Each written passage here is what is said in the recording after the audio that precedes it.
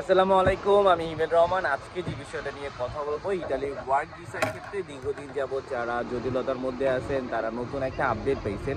এটা হচ্ছে যারা অনেকে দেখতেছেন একটা ডকুমেন্টারি বিষয় আর কি পাবলিশ করা হয়েছে ইতালি থেকে, যে আপনার হচ্ছে দীর্ঘদিন যাবৎ যারা মানবে পাচারের সাথে জড়িত ছিল বা ফ্লুসির হাত ধরে যারা হচ্ছে আপনার মানব ব্যবসার সাথে জড়িত ছিল তাদের একটা নাম প্রকাশ করছে। এক্ষেত্রে অনেকে হচ্ছে আতঙ্কের মধ্যে আছেন যে আপনার মালিক কি এই আন্ডারে আছে কিনা।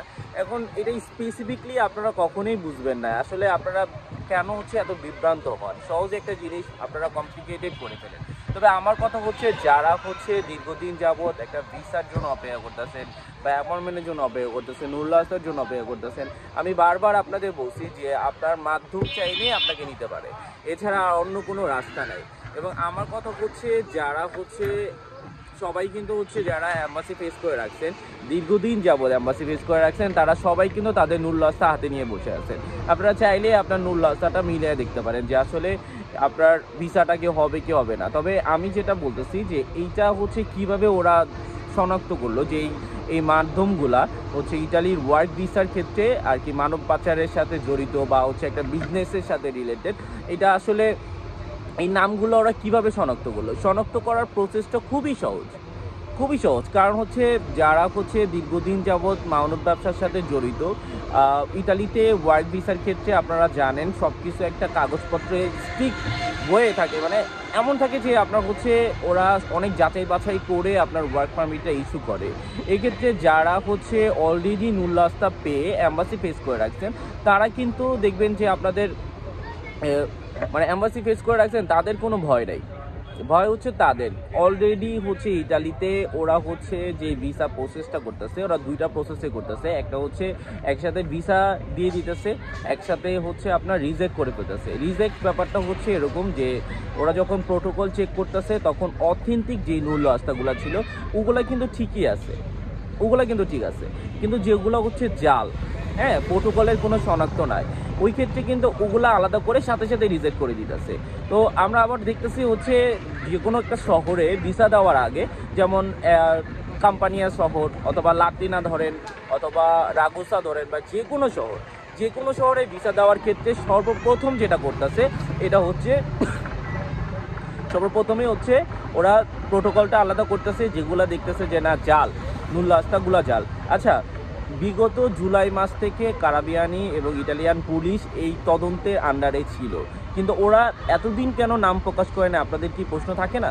আপনাদের তো প্রশ্ন রাখা উচিত যে কেন এতদিন পর্যন্ত নামটা প্রকাশ করে নাই। এখন যখন ওরা নুল্লা আস্তাগুলা যাচাই বাছাই করতেছে, তখন ওরা যে নামগুলা পাইছে নুল্লা আস্তার মধ্যে, যে সকল নামগুলা সর্বাধিক পাইছে এবং ওগুলার সাথে ওরা তদন্ত করলে সবথেকে বেশি যেই নামগুলা পাইছে এবং ইতালিতে যারা হচ্ছে এখনো পর্যন্ত স্টিল এই নামে বসবাস করতেছে তাদের বাড়িতে তল্লাশি করে। এর মধ্যে কিছু কিছু সংখ্যক ব্যক্তি যাদেরকে শনাক্ত করতে পারে তারা আসলেই ভিসা ব্যবসার সাথে জড়িত। এবং এক্ষেত্রে ওরা যে বলতেছে যে এরা গ্রেফতার করছে, আসলে এরকম না, ওদেরকে নজরবন্দি করা হয়েছে, যে ওদের আইনিভাবে নজরবন্দি করা হয়েছে যে না, আমরা আপনাদের আরও বেশি জাস্টিফাই করব, আমরা তদন্ত করব, এরপরে আমরা জানবো যে আপনারা কি আসলেই এই ভিসা ব্যবসার সাথে জড়িত কিনা। তা আপনাদের ভয়ের কোনো কারণ নাই।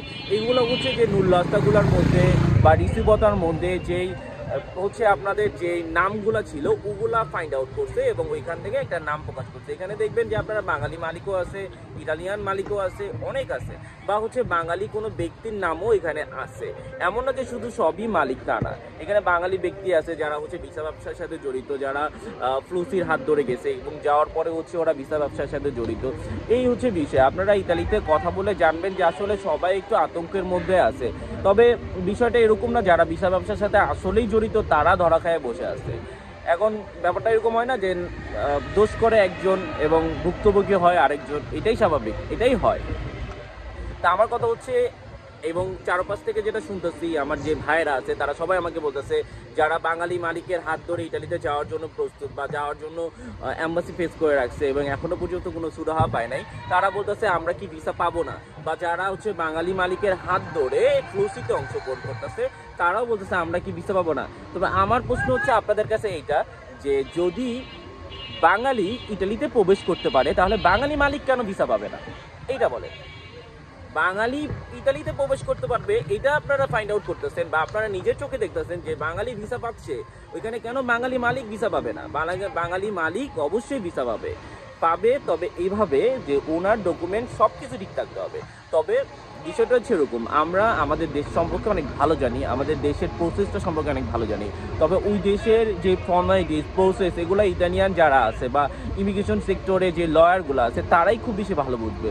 একটা বাঙালি মালিক যা 10 বছর যাবৎ গেছে এরপরেই তো সব কিছু ভালো প্রপারলি বুঝবে না। তবে একটা ফ্লুসিতে অংশগ্রহণ করা বেশি আহামরি ব্যাপার না, অংশগ্রহণ করলেই যে আপনার ভিসা পাবেন বা অংশগ্রহণ করলেই যে আপনার ভিসা হবে না এরকমও না। যদি আপনি যথেষ্ট ডকুমেন্ট প্রোভাইড করে থাকেন তাহলে অবশ্যই আপনি ভিসা পাবেন, তো আপনার ভয়ের কোনো কারণ নাই।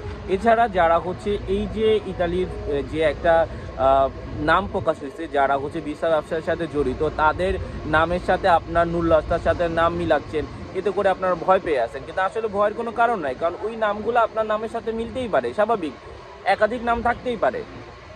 এখানে লজিক্যাল বিষয়, ইলজিক্যাল বিষয় নিয়ে শুধু শুধু বিভ্রান্ত হয়রানি হতাশা হয়ে তো লাভ নাই। আপনার মাধ্যম চাইলেই আপনাকে নিতে পারে। তো ওই জন্য আমি সবাইকে বলি যে আপনার মাধ্যমের সাথে সুসম্পর্ক বজায় রাখেন এবং চেষ্টা করেন যাতে নামাজ পড়েন, ধৈর্য ধরেন, যাতে আপনাদের নিজেকে ফয়সালাটা হয়। আপনার ডকুমেন্ট ঠিক থাকলে অবশ্যই আপনি ইটালিতে যেতে পারবেন। আর ভিসা তো প্রচুর পরিমাণে হচ্ছে। আমি যেভাবে বলছিলাম যে লাতিনার ভিসা হবে 2-1 দিনের মধ্যে, দেখেন আমি বলার সাথে সাথেই হচ্ছে লাতিনার ভিসা দেওয়া শুরু করে দিচ্ছে, প্রচুর পরিমাণে ভিসা হচ্ছে লাতিনার। এখন অন্যান্য যে সিটিগুলো আছে নেপোলিরও তো ভিসা হচ্ছে। আমি যেভাবে বলছিলাম যে নেপোলি ভিসা পাবে, সবাই বলে নেপোলি নাকি মৃত একটা সিটি, এখানে হাত দিলে নাকি আগুন হয়ে যায়, ছাই হয়ে যায়। বিষয়টা এরকম না ভাই, ভিসা সবাই পাবে, কারণ যে সকল মূল্যাস্তগুলো অথেন্টিক ওগুলাতে অবশ্যই ভিসা পাবেন।